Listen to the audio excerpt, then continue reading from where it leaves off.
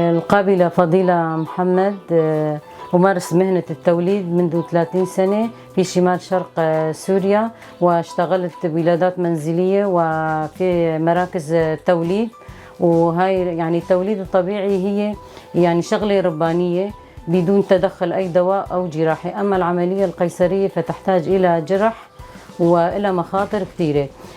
من مخاطرها ممكن يعني اختلاطات العمل الجراحي تكون مثلا تمزق بالكولون، تمزق المثاني. أما الولادة الطبيعية بعد ما تنتهي الولادة فالمرأة بعد الولادة تعتني بنفسها وتعتني بجنينها وتقدر ترضعه. وطبعا هاي المهنة مهنة إنسانية حبيتها وصار لي 30 سنة أمارسها.